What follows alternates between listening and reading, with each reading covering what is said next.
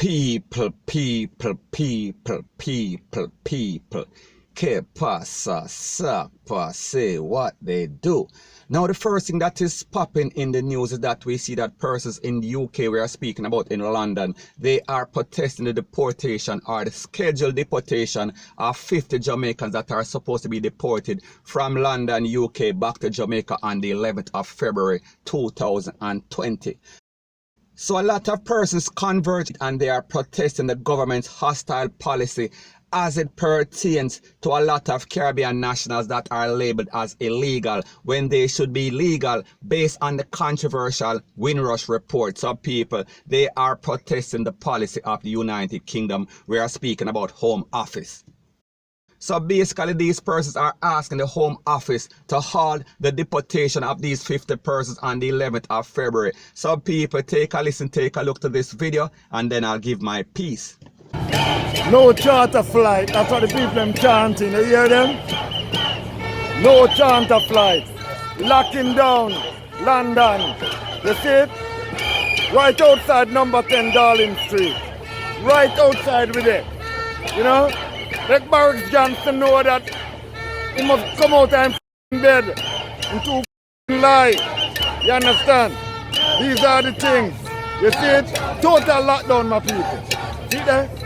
People power. We come here and I'm going to talk on sidewalk. No, we take it to the road. In the middle of the road. That's what it's all about. People power. Right on the road with it. See that? Right on the road with it. I'm take it to the people. Take it to the street. You know what I'm saying? I'm here with it. All the time. See that? Mass. No chartered flight. You hear them shout it? No chartered flight. Alright, that's how we are locked down this place here. This is London. Right across the road is where the Prime Minister lives. And we, see there? He's only round the corner. He's only round the corner. And he can hear us. Aye. He knows we're here. And we build this city. That's right. And he's got to remember, we've been here from time. Before his parents even walked here from Belgium. We've been here. Yes. We are true people to this land. True. And we need respect. All the time. No chartered flight. That's right. Just stop that. You know, boom. Big chanting. Big chanting. No chartered flight. No chartered flight. None of that. None of that. It's we are locked down London. That's how it is. People's power. Loud and clear.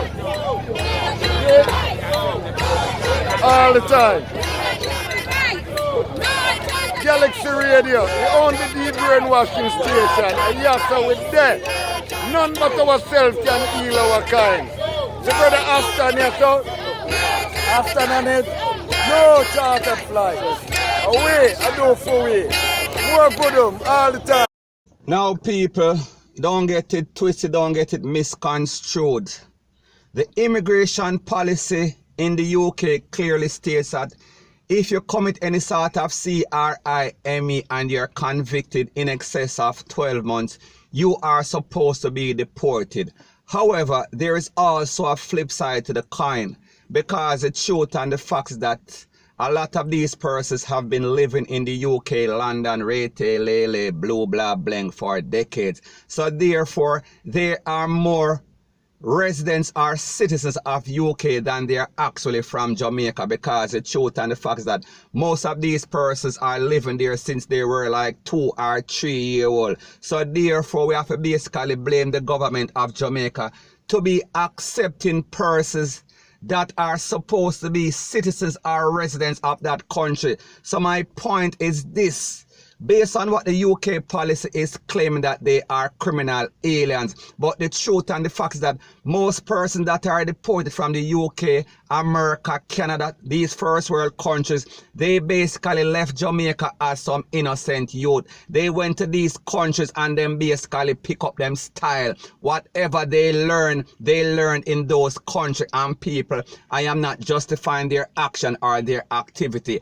I am just saying that if you left Jamaica as an innocent little youth 2 or 3, and then when you go to London or UK or one of those places, you basically get caught up in some stuff because of circumstances beyond their control or otherwise. The point that I am trying to make is that the government of Jamaica should not accept any sort of policy where they are taking back persons that have been living in these countries for decades, and likewise the government of UK, they are supposed to come to some sort of compromise. So therefore, if you're in a country for a certain amount of time after you was a little youth, then therefore you should be automatically, I am just saying that it is not the policy, I am just saying that what sounds right and makes common sense. However, we understand when it comes to certain person, and we are speaking about Boris Johnson, he is just like the president of the United States. Them not really like BLACK people. They don't really like Caribbean nationals, point blank and period. So that is where the problem comes in.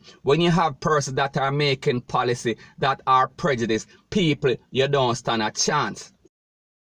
Now, the next problem that I have with this is the fact that it seems like Jamaica is always a puppet on a string for a lot of these first world countries. May I talk about America, may I talk about UK? Because the truth and the fact is that Jamaica is accepting these persons, these deportees, with open arms. However, they don't have the facility, they don't have the programs to accept these persons back in Jamaica. So basically, they are accepting some persons that are going to come to Jamaica and suffer or be a nuisance to society. Because why are you taking back this person? And people, the truth and the fact is that the Jamaican government is paid X amount of dollars for each person that is deported from America or UK. However, these persons don't see 1% of that money. These persons, once them land in Jamaica, they are basically on their own. So people, the moral of the story is this: they have to come to some sort of policy, and Jamaica should not be accepting back these persons that have been living in these countries since they was 2 or 3. May I talk about as a little juvenile,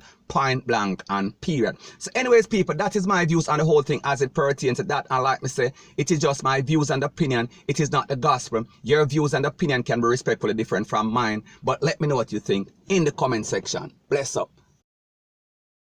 Now, the next thing that is popping in the news is that we see that the investigators, we are speaking about the Popo, we are speaking about Sissoko, they are investigating a SUSPECT that they say is WANTED. He is a serial type of RAPIST.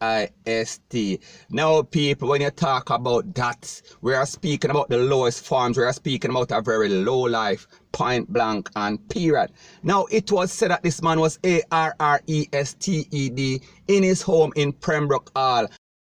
The Popo reports also state that he jumped over the fence of an 80-year-old woman and then basically RAPER at GUN point. Now, people, we are talking about a man that have no sort of things about him. We are speaking about a man that is mentally challenged. We are speaking about a person that is not supposed to see the light of day. We are speaking about the sort of person that basically is a good case or a good example for the JUNGLE type of justice, point blank and period. Now, based on the Popo report, it is said that this man became a SUSPECT after his driver's license was found at the house of the 80-year-old woman. May I talk about the woman that he jumped over our fence and do whatever he did to her. And it is also said that there has been a lot of reports, there have been a lot of incidents in which other women were also RAPE at the same GUN point. So people, we are talking about a man that is a serial, and we are not speaking about Kellogg's. We are speaking about a low life. We are speaking about a scumbag, point blank and period. So anyways, he is now in the custody of the Popo, and people, we should expect him to get some decades. So we just hope that the wheels of justice can finally turn and that he can get what he deserves. We are speaking about pay the piper. We are speaking about Judgment Day, point blank and period. So anyways, people, that is my views and opinion as it pertains to that. And like me say, it is just my views and opinion. It is not the gospel. Your views and opinion can be respectfully different from mine. But let me know what you think in the comment section. Bless up. Now, before I move to the next part of my video, please subscribe to my next channel. It is called Jamaica Dancehall Source. One word, don't put no space between the words. Jamaica Dancehall Source. Now, the next thing that is popping in the news is that we see that St. Thomas man was CHARGED the other day, and we are speaking for a double slap away and also illegal possession of a piece. Now, people, when I talk about a piece, you know exactly what I am talking about.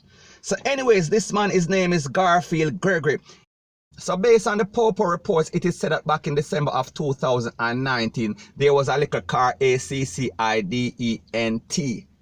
So this man now, he went to meet the people and said that he was going to settle, he was going to pay for their car. And when the people went and meet him, we are speaking about the persons that were in the other car. We are speaking about when they went to meet him, and basically put some can on the two people and slapped them away. Now, people, when we think about the decision-making process of these Jamaicans, they seem to think that violence is the solution to everything. So my point is that it seems as if they think that when they slap away these persons, everything gone, they are out in the clear, they are no longer responsible for their deeds. So people, the moral of the story is this. Instead of this man reporting the ACCIDENT to his insurance company and make them settle it, he decided that he was going to settle it by himself. He basically thought that the best idea or the best case scenario was to slap away these people. Now, people, when we hear stuff like this, it shows you the mentality of the Jamaicans. It shows you that the ethics and the morals of Jamaica have plummeted below sea level. We are talking about down in the basement. We are talking about down in the cellar with the foul them.